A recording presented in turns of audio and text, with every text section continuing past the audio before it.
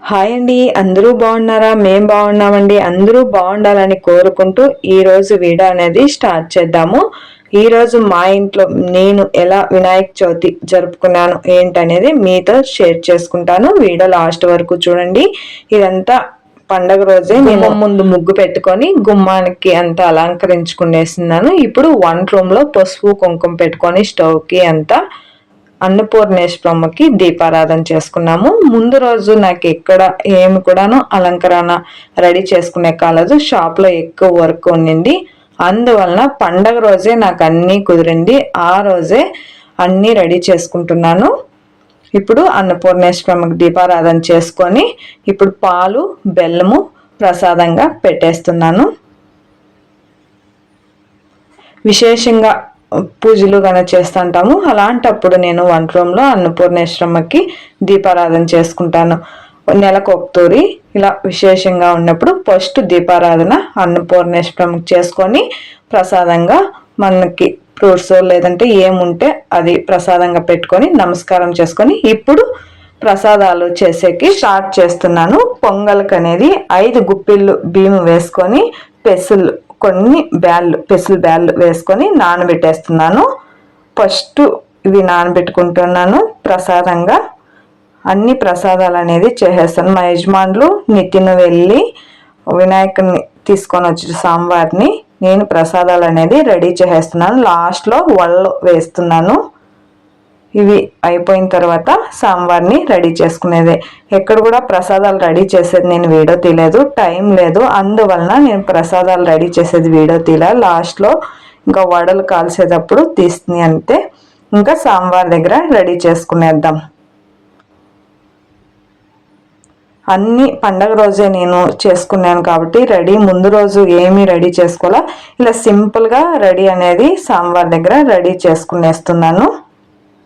First ఒక పీట వేసుకొని ఆ పీట మీద ముగ్గు వేసి పసుపు కుంకుమ పెట్టుకొని క్లాత్ మీద అయినా బియ్యం వేసుకోవచ్చు, లేదా ఇలా ప్లేట్లో పెట్టుకొని పసుపు కుంకుమ వేసుకొని తలంపాకైనా వేసుకోవచ్చు, లేదా ఇలా అరిటాకైనా వేసుకొని అక్కడ సాంబార్ని అనేది ఇలా పెట్టుకునేయాలి. పెట్టుకొని గౌరమ్మను కూడా తెచ్చినాం చూడండి.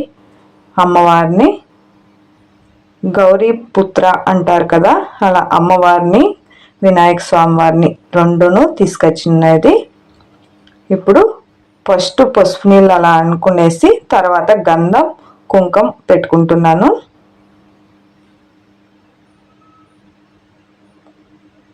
విశేషంగా అంటే నేను వరలక్ష్మి పూజ చేసుకుంటాను.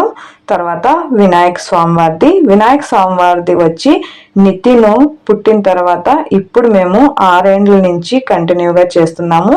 ఫస్ట్ వినాయకుడిని పూజించింది నితిన్ రెడీ చేసిండే వినాయకుడిని మేము పూజించిండేది చేస్తానండి. అంతకు ముందు మామూలుగా పటం పెట్టుకొని పూజ చేస్తా అంటే ఎప్పుడు నితిన్ నేను రెడీ చేసిండేది పూజ చేయాలా అని చెప్పినారో అప్పటి నుంచి మేము ఇలా రెడీ చేసిన వినాయకుడిని చేస్తా అంటే ఇప్పుడు ఇక్కడ మాకి మొంటుది కావాలి అంటే మొన్ను చిక్కుతా ఉండలేదు, బంక మొన్ను అనేది. అందువలన షాప్ లోనే 2 ఏండ్లు ఇంకా తీసుకొచ్చినారు. పోయిన సంవత్సరం ఈ సంవత్సరము. అంతకు ముందంతా నితిన్ రెడీ చేసిండే వినాయకుడిని మేము పూజిస్తా అంటే సాంబార్ని. ఇక్కడ మా యజమానులు కూడా కొంచెం హెల్ప్ చేస్తున్నారు, లేట్ అయిపోతుంది పూజకి అని. ఇవి ఉంటాయి కదా ఫ్రూట్స్, అవన్నీ అంటిపండ్లు అంతాను తుడిచేసి గిన్నెల్లో ప్లేట్లో పెట్టేస్తున్నారు. ఇంకా నేను నూనె పోసుకొని దీపకుందులకి ఒత్తులు అనేది వేసుకునేస్తున్నాను. 2 ఒత్తులు లేదా 3 ఒత్తులు అనేది వేసుకుంటున్నాను.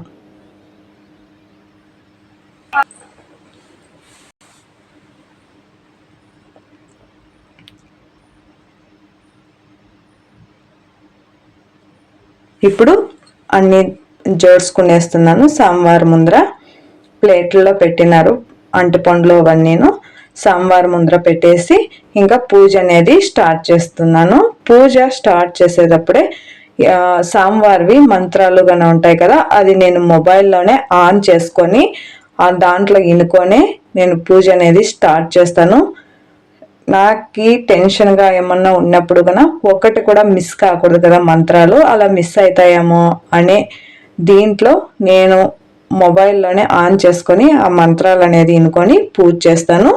పసుపు గణపతిని కూడా చేసి ఇక్కడ తలంపాకులు పెట్టుకునేనాను. ఇంకా పూజ అనేది స్టార్ట్ చేయాలి. దీపారాధన చేసుకొని ఏకహారతితో దీపారాధన అనేది చేసుకుంటున్నాను.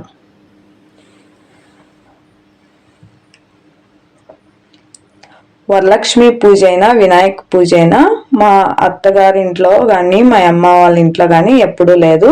వరలక్ష్మి పూజ వచ్చి నేనే చిన్నప్పటి నుంచి చేసుకుంటా వస్తాను.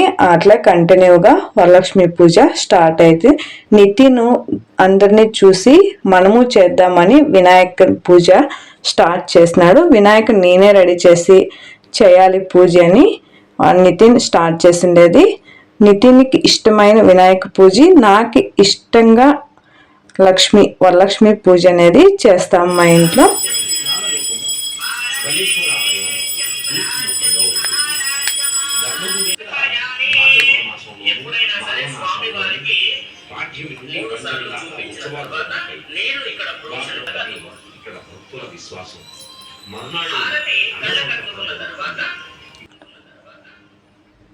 మీరు ఆరతి తీసుకున్నాను ఫ్రెండ్.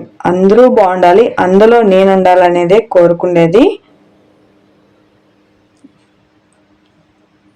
స్వామివారిని చూసేయండి, నమస్కారం ఇచ్చుకోండి మీరును.